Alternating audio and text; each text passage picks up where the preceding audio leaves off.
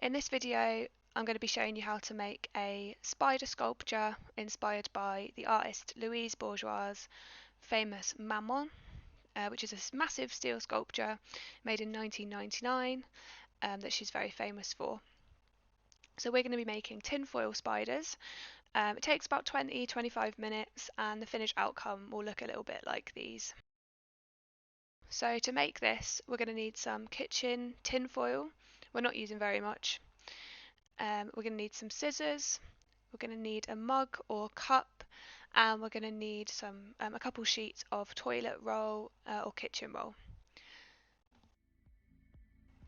The first thing we need is a square sheet of tin foil, and we actually need this to be doubled up, so we need two sheets, and we want them to be joined on one side so that we've got a doubled up sheet. And what this will do is it will give our spider a bit more stability so that the legs can kind of hold the weight and we know it will stand up.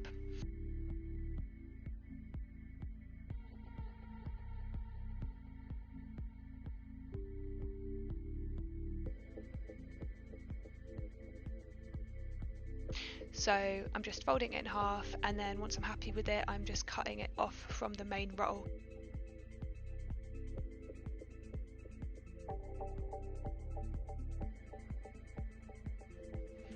Then next we're going to get our mug or glass, and all this is for is to mark a circle shape in the middle of our tin foil, and this is going to make the kind of body of the spider.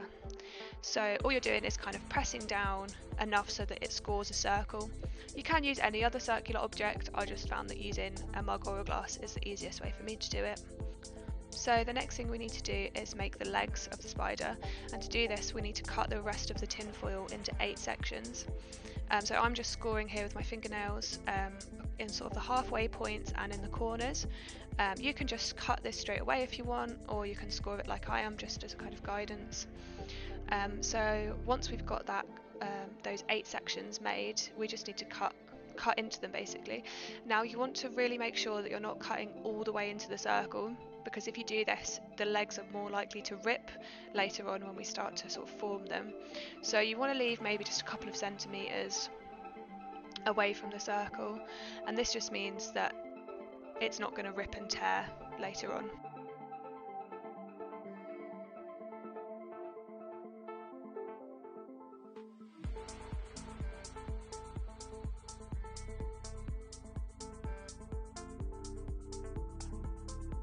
So what we need to do now is start compressing the foil so that we start to make these sort of leg shapes. And you want to be really gentle at this stage. It's quite easy for the foil to rip and then the legs will just fall off later. That's what happened the first time I tried it. And the best method of doing this, which I actually really realised on my last few legs, so you'll see that in a second, is if you hold on to the centre and kind of hold that stable with one hand, and then with the other hand compress the legs, you're least likely to get rips and tears sort of along the top of the cut. And also you want to start at the bottom and kind of work your way up, but mainly you just want to be quite gentle. This is just like an initial step, and we'll be forming the shape of the legs later.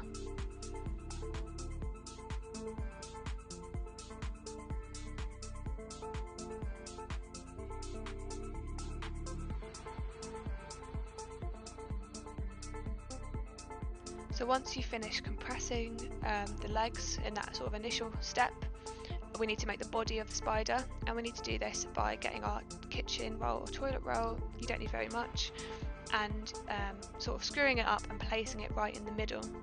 And then you want to compress and fold the tinfoil around the kitchen roll, and this will make that body of the spider there. And you want the legs poking up, so you've got the body at the bottom and the legs all kind of sticking up in the air at this point.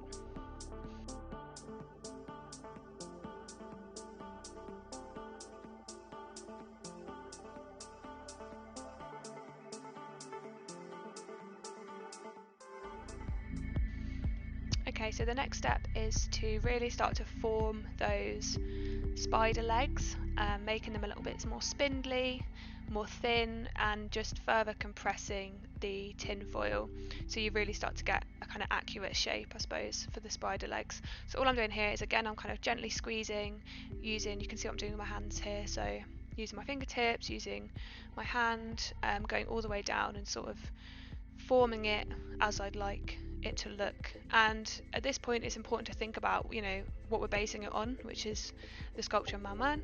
If you look at the spot at the legs there, you can kind of see their form, and we're trying to replicate that.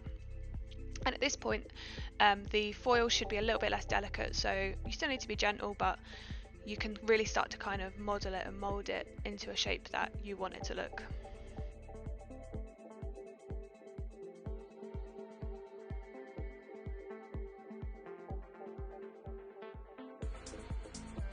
So once that's done, you'll end up with almost this sort of starfish looking thing. The legs will be thinner, more kind of spiky, and they'll be poking out all over the place. So the next step now is, the final step really, is we're just going to fold and bend those legs to look like spider legs and also enable the sculpture to stand up by itself. So what's important here is the body needs to be at the bottom of the spider, and the legs poke up and then they bend back down again. If we look at Louise Bourgeois' sculpture, you can really see that kind of deliberate bend, and that's what we need to do with ours now. So the way to do this is to get your thumb and your index finger, as you can see I'm doing here, and you want to fold, kind of pinch the leg and fold over your thumb. You can actually do this twice on the leg, so it has 2 bends, but really you've got 8 legs. Have a bit of variety. You can have them coming out at different heights, you know, folding in different ways. One might have one fold, one of them might actually be poking up in the air, so it almost looks like the spider's walking. But the important thing to remember is the purpose of the sculpture, which is that it needs to stand up by itself. So what you want to keep doing as you're going along is placing it down, checking it can stand up by itself, and just keep kind of compressing and moving those legs so that you're happy with them. I like mine to look quite thin, and you can always squeeze them a little bit thinner as you go around, so just keep working into it. This is kind of, this and the last step are the longest parts of the process, just refining and really getting that shape that you want them to have.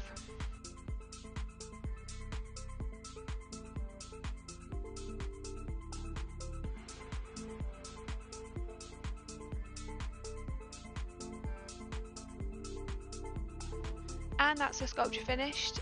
It's good to make a few actually, because each time they look a little bit different.